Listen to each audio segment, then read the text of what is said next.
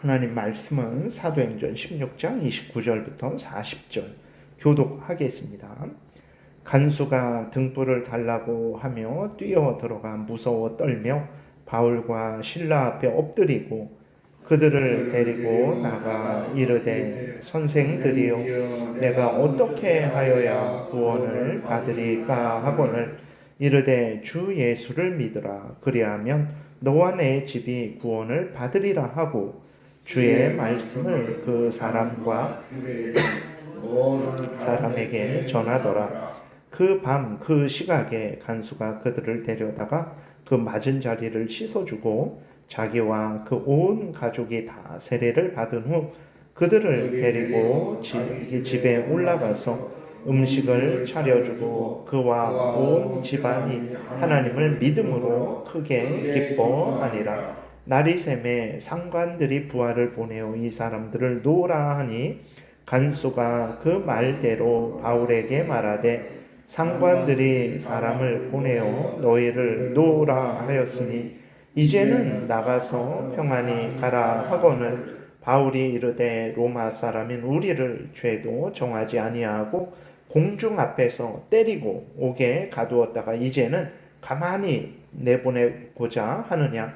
아니라 그들이 친히 와서 우리를 데리고 나가야 하리라 한데, 부하들이 이 말을 상관들에게 보고하니 그들이 로마 사람이라 하는 말을 듣고 두려워하여 와서 권하여 데리고 나가 그 성에서 떠나기를 청하니 두 사람이 옥에서 나와 루디아의 집에 들어가서 형제들을 만나보고 위로하고 가니라. 아멘. 기도드리겠습니다. 하나님, 이 시간 하나님 말씀을 우리가 전하고 듣사오니 성령께서 인도하셔서 하나님의 말씀을 잘 알고 믿고 순종해서 하나님의 영광을 드러내고 이웃을 말씀으로 유익하게 하고 우리도 하나님의 말씀에 약속된 은혜를 풍성히 누리게 도우소서. 감사드리고 예수 그리스도의 이름으로 기도드렸습니다. 아멘. 바울과 실라가 이제 복음을 전하다가 고소를 당하고 매를 많이 맞고 감옥에 갇혔죠. 이런 것을 보게 되면 하나님이 왜 바울과 실라를 보호하시지 않으셨을까? 라는 우리가 생각을 하게 됩니다. 그러나 오늘 본문을 보게 되면 하나님이 이제 이렇게 행하신, 허락하신 놀라운 뜻을 우리가 알 수 있죠.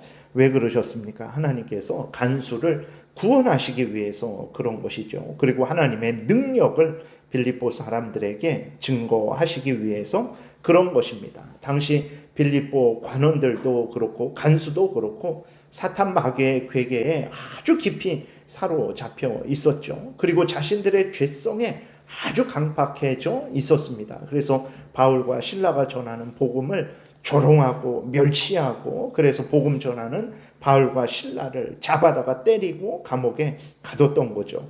이렇게 사탄 마귀의 올무에 아주 붙잡혀 있는 사람들, 그리고 죄로 부패되어 교만하고 악한 사람들을 깨트리기 위해서는 하나님의 놀라운 역사가 필요했던 것입니다. 이러한 일들이 성경에 많습니다. 특별히 대표적인 예가 이제 애굽 왕 바로죠.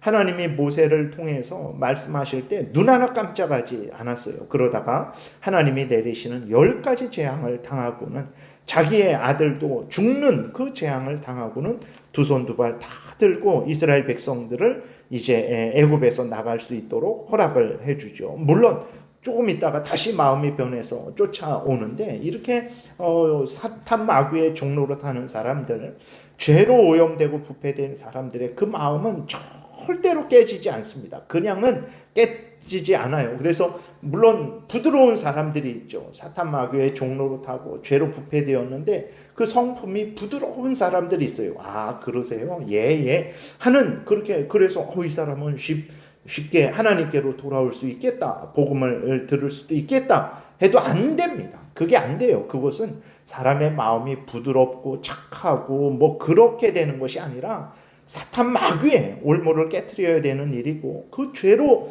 부패되고 교만하게 된 그 죄성을 깨트리는 일이기 때문에 그냥은 안 되죠. 그래서 하나님께서 이러한 방식을 사용을 하신 거죠. 그래서 어떻게 됐습니까? 그전에는 그 관원들의 명을 받아서 사도 바울과 신라를 때리고 조롱하고 멸시했던 그러한 자들, 그리고 또 간수도 어떻게 됩니까? 오늘 본문에 읽은 대로 무릎 꿇고 바울과 신라에게 어떻게 해야 구원을 얻겠습니까? 그러니까 바울과 신라에게 무릎을 꿇은 게 아닙니다. 하나님의 놀라운 역사를 보고 이거 큰일 났구나. 내가 하나님이라는 신이 정말 있구나. 저들이 말하는 신이 있구나 하면서 그래서 그 구원을 요구한 것입니다. 바울과 신라에게 무릎을 그들을 경배하는 것이 아니죠. 그래서 이렇게 하나님의 기적을 본 간수는 두려워 떨었고, 조금 전까지만 해도 바울과 신라를 조롱하고 멸시했는데 하나님의 놀라운 역사 앞에서 고꾸라진 것이죠. 그래서 두려우신 하나님 앞에 어떻게 해야 구원을 얻을 수 있겠습니까? 라고 물었어요. 바울과 신라가 아주 간단하게 분명하게 대답합니다. 31절 32절 보니까 이르되 주 예수를 믿으라. 그리하면 너와 내 집이 구원을 받으리라 하고 주의 말씀을 그 사람과 그 집에 있는 모든 사람에게 전하더라 그랬어요. 여러분, 우리가 구원 얻는 길은 복잡하지 않습니다. 예수 그리스도,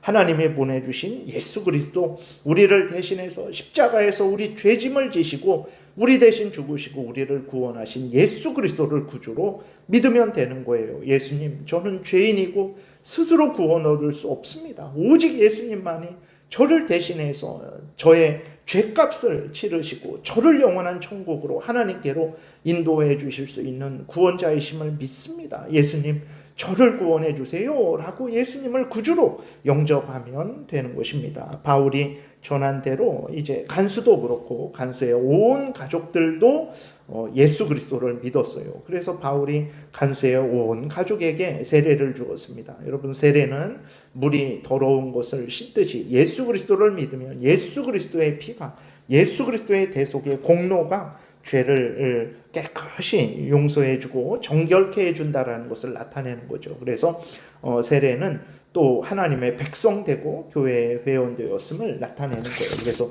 우리가 내가 구원 얻었는가, 하나님이 나를 하나님의 자녀 삼아 주셨는가 확인하시고 싶으시면 여러분들이 받은 세례를 생각하세요. 진정으로 예수 그리스도를 믿고 고백해서 교회에서 세례를 받았으면 그것이 바로 하나님이 여러분들을 구원해 주셨다라는 그러한 증거가 되는 거예요. 그래서 사람들은 세례를 너무 생각하지 않고 형식적으로만 하는데 아닙니다. 하나님이 도장 찍어 주신 게 세례라는 것을 우리가 기억을 해야 되겠습니다.